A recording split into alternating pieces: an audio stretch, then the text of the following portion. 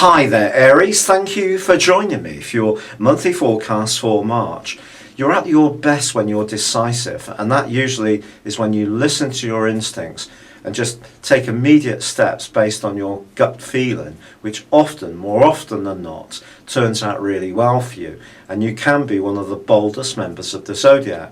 Yours is the sign of initiation, but you may find yourself going through a few trials this month on the back of the energy which is gathering in the very back of your horoscope, which is much more to do with reflection, taking some time out, thinking carefully about your moves.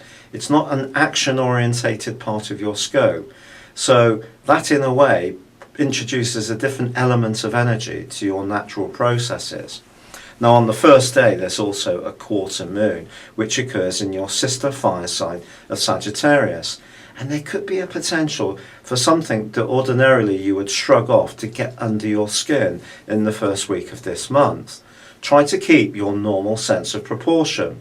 Also on the 5th, Mercury, the planet of logic, of talk and thought, moves into Pisces, where it's in detriment.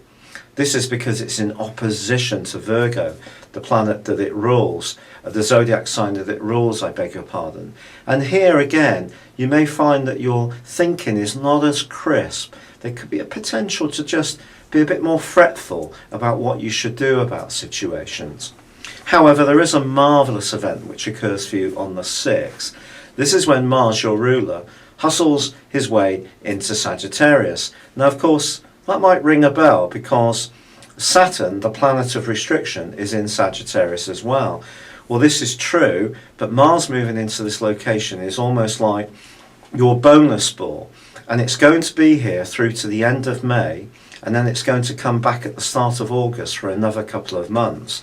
So in total, Mars is going to be in the most expansive part of your scope for 5 months this year, which can give you a lot of desire to widen your horizons. But whether this month is the month to go for it, well, that's another matter. Because by the 9th, we have a solar eclipse. And this solar eclipse is going to work in conjunction with the lunar eclipse of the 23rd, which is in your sector of relating. So it's the more sensitive side of relating and relationships, which I think are going to be crucial over the next half year. Now, initially, also, this particular solar eclipse is in opposition with Jupiter. And in turn, both are squaring up to Saturn. So Saturn's still there in the picture. So the suggestion here is that you need to really make sure that your facts around all sorts of situations, whether it's around your emotional life and the things you decide to do there, or practical decisions in terms of new interests, hobbies, or about your work and professional hopes. It's absolutely vital with this set of influences to make sure that you really are clear about what you want to achieve. And if you rush any moves because you think it's the right thing to do, then things can actually get quite tricky for you. Mercury's going to go on to blend up with Neptune as well, which is only for 3 days, but it's a hazy influence towards the end of the second week. So watch out for that too. But this is a month when Saturn actually continues to be a force for good in its angle to Uranus.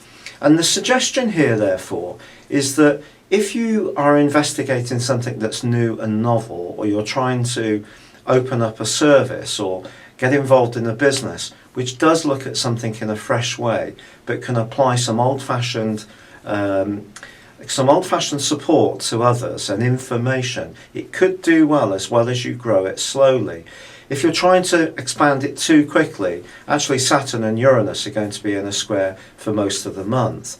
I do think that the world's stock markets are probably going to be going through a contraction this month, but it could be that new technologies can be an area which actually do really quite well.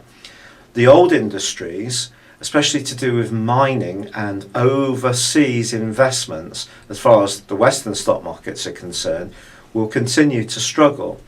But I think for you personally, this is an opportunity to grow, but you must grow with a very great awareness to the undercurrents of life, your emotional needs, the things that sometimes you can be accused of being a little bit unaware of.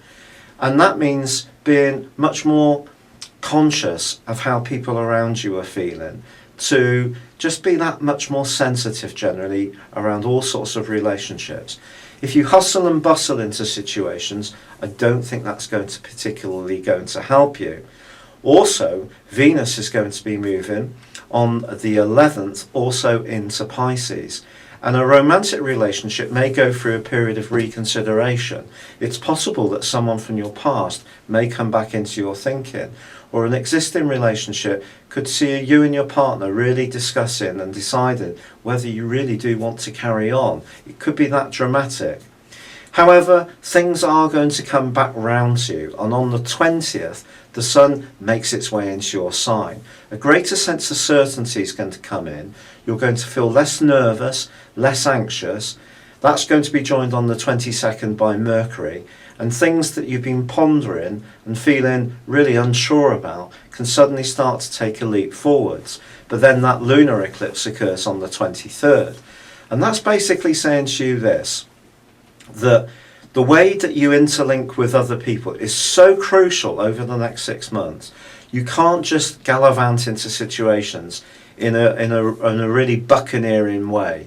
It means that this month is asking you, as an Aries person, to continue to show your strength of character, your leadership skills, your cardinality, but at the same time be able to pause and consider all the different factors before you make your mind up, and to become very much informed, which is coming from Saturn in your 9th solar house. And although Mars there is urging you to be more risk-taking and go in for it, the best thing you can do this month is to slow everything down. So it's all about your subconscious. It's all about clearing up past debris that remains in your psyche.